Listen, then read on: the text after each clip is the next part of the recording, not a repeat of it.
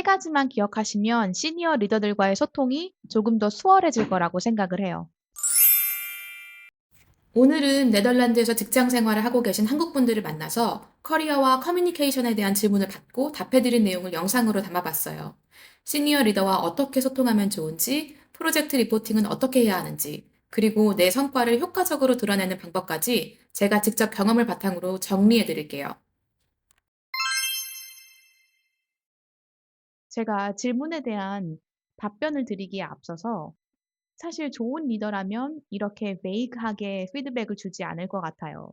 네가 프로액티브하게 행동하면 이런 점에서 도움이 되겠다라든지 아니면 프로액티브하지 않아서 이런 점에서 문제가 생겼다라든지 구체적인 example를 들어줄 것 같고요.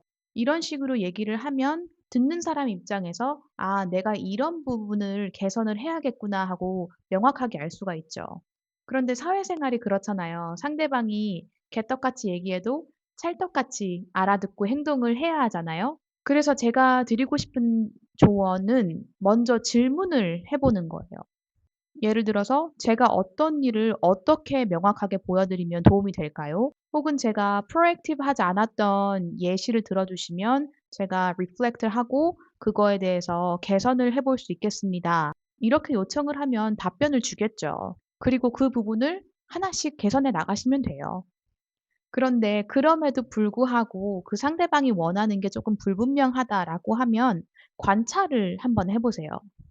그 사람이 어떤 데서 불편함을 느끼고 있고 또 내가 어떤 정보를 주면 이 사람한테 도움이 될 것 같은지 그런 것들 말이에요.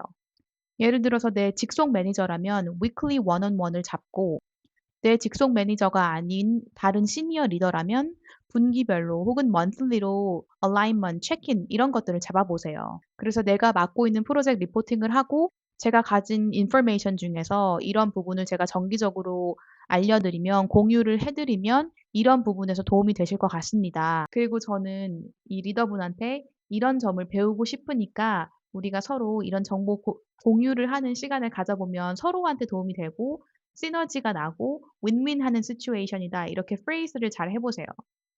두 번째 질문은 프로젝트 리포팅을 어떻게 해야 하는지에 대한 거였는데요. 내가 프로젝트를 리딩을 하고 있는 입장이라면 처음부터 미팅 케이던스를 잘 설정해 두시는 게 중요하다고 생각해요. 팀원들과 하는 뭐 데일리 스탠드업 그리고 뭐 위클리 얼라인먼트 이런 것들도 너무 중요하지만 성과나 중요 진행 상황을 프로젝트 스폰서 그리고 내 매니저 그리고 다른 시니어 리더들한테 언제 그리고 얼마나 자주 보고할 건지를 정리를 해서 공유를 먼저 하세요. 예를 들어서 프로젝트 스폰서이나 다른 relevant stakeholders한테는 monthly 혹은 bi-weekly로 steering committee 미팅을 하고 이런 결정은 이 결정권자가 내려주셔야 한다라는 거를 명확하게 해두면 나중에 혼란이 생기는 걸 막을 수가 있겠죠. 그리고 여기서 중요한 포인트는 아무리 내가 팀 리딩을 잘하고 있고 이 프로젝트를 잘 이끌어 가고 있어도 내가 이룬 성과에 대해서 드러내고 액티브리 하게 공유하지 않으면 다른 사람들은 몰라요. 그래서 항상 성과 중심으로 나를 어필할 수 있게 준비를 해 두셔야 돼요. 그리고 세 번째 질문은 그럼 보고를 할 때 단순 리포팅을 해야 되는지 아니면 디테일하게 들어가야 되는지에 대한 질문이었어요. 제가 생각했을 때 기본은 시니어들한테 리포팅할 때의 기본은 하이 레벨 리포팅입니다. 그런데 어떤 리더는 하이 레벨 리포팅을 받는 걸 좋아하고 또 어떤 리더는 디테일하게 들어가는 걸 좋아해요. 이거를 사전에 파악을 먼저 해 두시는 게 중요해요. 저 같은 경우에는 하이 레벨 리포팅을 기본으로 하고요. 나머지 디테일은 어펜딕스란에 거기다가 다 정리를 해 놔요.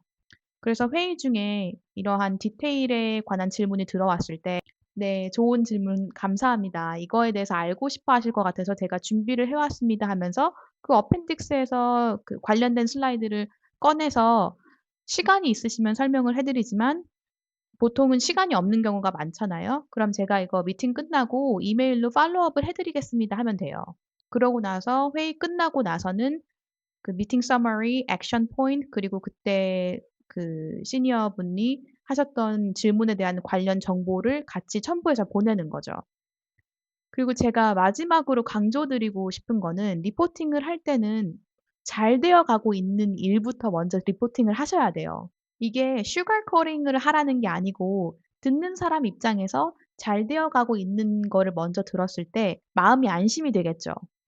그래서 그 사람 마음을 먼저 안심시키고 난 다음에 어떤 문제나 리스크에 대해서 얘기를 하면 훨씬 더 리셉티브하게 받아들일 수 있어요.